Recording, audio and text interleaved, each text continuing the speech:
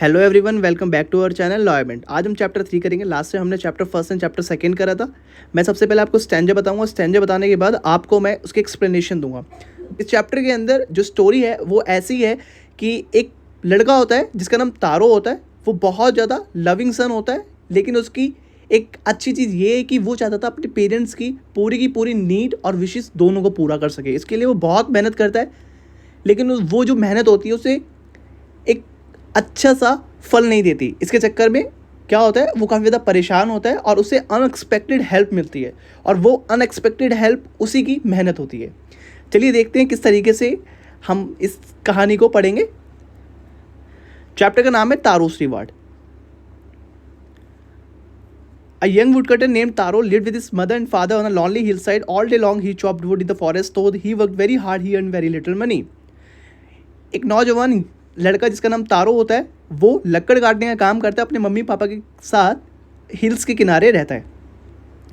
पूरे दिन वो लकड़ काटता है और काम करता रहता है, जिसके चक्कर में उसे बहुत ज़्यादा मेहनत करनी पड़ती है। और जब मेहनत इतनी सारी हो रही थी, लेकिन उसे पैसा बहुत कम मिल रहा था।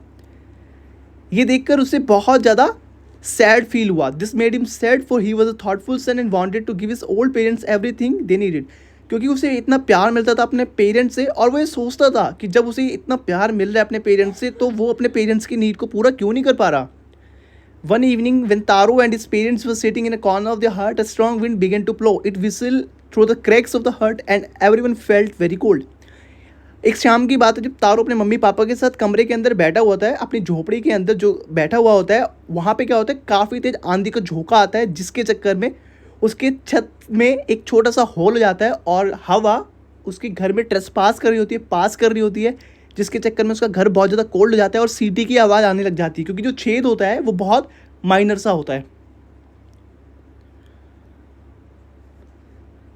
Suddenly, Taro's father said, I wish I had a cup of shake. It would warm me and do my old hut good. अब आपको पता है कि जो पहाड़ों के किनारे जो छोटे छोटे घर होते हैं, वहाँ पे क्या होता है, मौसम बहुत ज़्यादा ठंडा होता है। अगर वहाँ पे आंधी वगैरह आ जाती है तो मौसम और ज़्यादा ठंडा हो जाता है।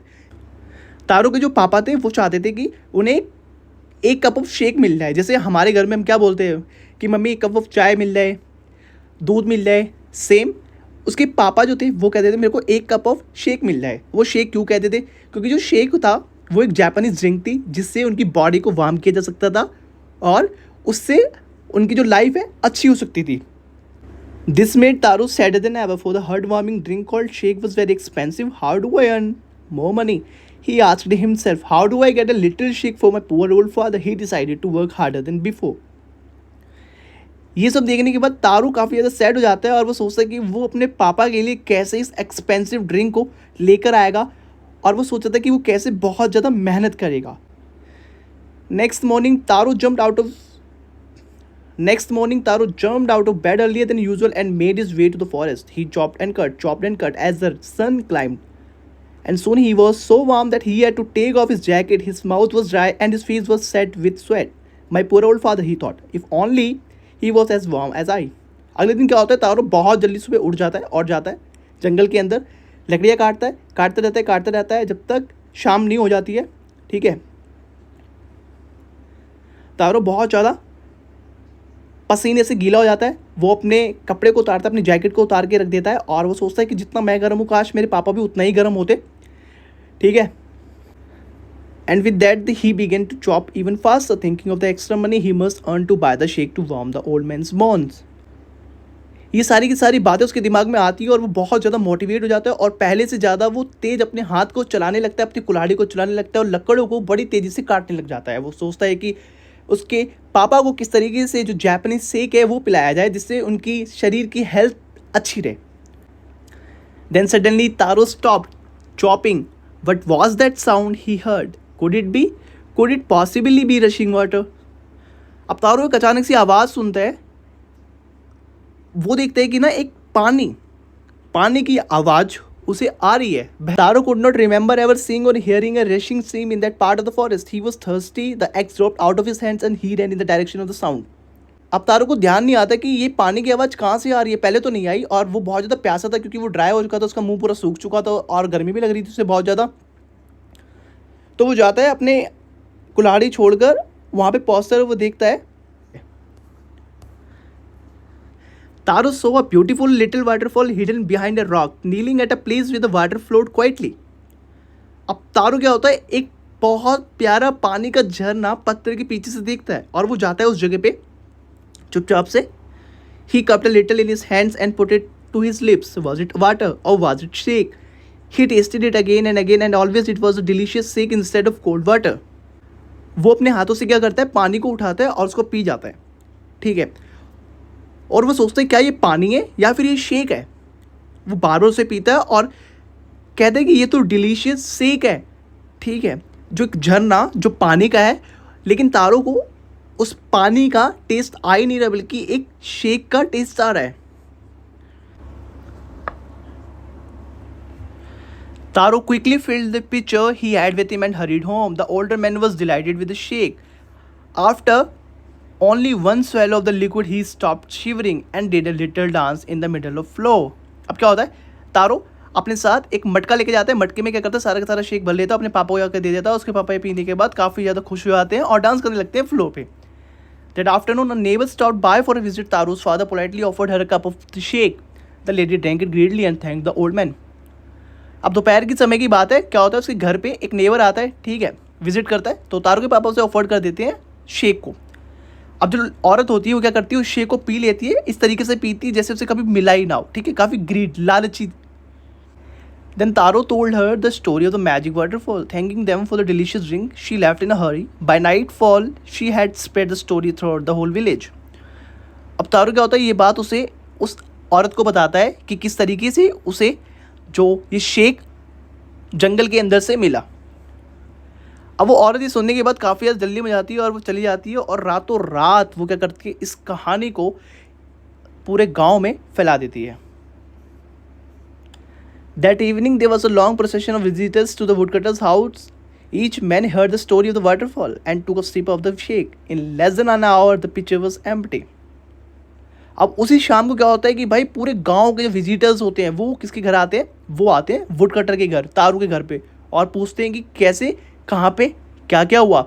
सारी की सारी चीज़ें तारू बता देता है और बताते बताते वो धीरे धीरे एक एक सिप जो शेक की होते हैं वो पीते रहते हैं और जो सारा का सारा जो पिक्चर के अंदर जो शेक भरा होता है वो ख़त्म हो जाता है. Next morning, Taro started for work even earlier than the morning before. He carried with him the largest pitcher he owned, for he intended first of all to go to the waterfall. When he reached it, he found, to his great surprise, all his neighbors there. They were carrying pitchers, jars, buckets, anything they could find to hold the magic shake. Then one villager knelt and held his mouth under the waterfall to drink. अगले दिन तारो क्या होता है, बहुत जल्दी सुबह उठ जाता है, सुबह से पहले उठ जाता है वो. ठीक है, 3:30-4 बजे करीब उठ जाता है, फटाफट चला जाता है कहाँ पे, जहाँ पे उसे वो शेक मिला था. वहाँ जाके देखता है कि पूरे के पूरे गांव वाले वहाँ पे पहले से ही खड़े होते हैं. अच्छा, वो तारो जो होता है वो चुपचाप से छुपा होता है एक पत्थर के पीछे. ठीक है, गांव वाले अपने साथ पिचर्स यानी मटके, जार्स, बकेट सबके सब लेके जाते हैं उस शेक को भरने के लिए. लेकिन एक गाँव वाला क्या करता है, उस पानी को पीता है और क्या कहता है गुस्से में, he drank again and then shouted angrily, water, nothing but water. Others also tried but there was no shake, only cold water. अब वो पानी पीता है और कहता है ये तो पानी है, कोई शेक नहीं है. अगला गाँव वाला वो भी पीता है और वो भी देखता है हाँ ये तो कोल्ड वाटर है और कोई शेक नहीं है. We have been tricked, shouted the villagers there. Where is Taro? Let us drown him in this waterfall. But Taro had been wise enough to slip behind a rock when he saw how things were going. He was nowhere to be found. गांव वाले कहते हैं हमें बेवकूफ़ बनाया गया है, कहाँ है तारो, पकड़ के लाओ उसे और डाल दो इस पानी के अंदर. पर तारो काफ़ी ज़्यादा होशियार था, वो पत्थर के पीछे छुपा हुआ था और ये सारी की सारी चीज़ होते हुए देख रहा था और वो किसी के हाथों नहीं आया. Muttering their anger and disappointment, the villagers left the place one by one. Taro come out from his hiding place. Was it true? He wondered. गांव वाले आपस में मर्टरिंग कर रहे थे यानी बातें कर रहे थे और काफ़ी ज़्यादा डिसअपॉइंटमेंट में थे और वो चले जाते हैं अपने घर पे धीरे धीरे. तारो जहाँ से छुपा हुआ था वहाँ से वापस आता है और सोचता है क्या सही में गांव वाले ने पानी पिया. वो काफ़ी ज़्यादा हैरान होता है, सोचता है कि क्या शेक ड्रीम था मेरा. Once more he caught a little liquid in his hand and put it to his lips. It was the same fine shake. To the thoughtful son, the magic waterfall gave the delicious shake. To everyone else, it gave only cold water. तारो अपने हाथों से क्या करता है, उस shake को पीता है और वो देखता है कि वो एक शेक है, कोल्ड वाटर नहीं है। गांव वालों को कोल्ड वाटर लग रहा था, बट जो तारो है उसे वो कोल्ड वाटर शेक लग रहा था। The story of Taro and his magic waterfall reached the Emperor of Japan. He sent for the young woodcutter and rewarded him with 20 pieces of gold for having been so good and kind. Then he named the most beautiful fountain in the city after Taro. This, said the emperor, was to encourage all children to honor and obey their parents. तारो की कहानी Japan के emperor के पास पहुंचती है और तारो को बुलाया जाता है और उन्हें 20 पीस ऑफ गोल्ड दिया जाता है, इसलिए ताकि इतना ज़्यादा गुड और काइंड होने के लिए, क्योंकि वो अपने माँ बाप की विश पूरा करना चाहते थे, उनकी नीड पूरा करना चाहते थे बिना किसी लालच के।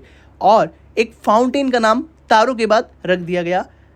एम्परर ऑफ जापान है, उनका ये कहना है कि सभी बच्चों को अपने पेरेंट्स का ऑनर करना चाहिए और उनकी विशेस को पूरा करना चाहिए। Thank you for watching the video को देखने के बाद लाइक सब्सक्राइब प्लीज़ कर दीजिएगा, और हाँ, जाने से पहले हमारी वीडियो को शेयर जरूर कर दीजिएगा। Start to end only law and will guide you. Signing of.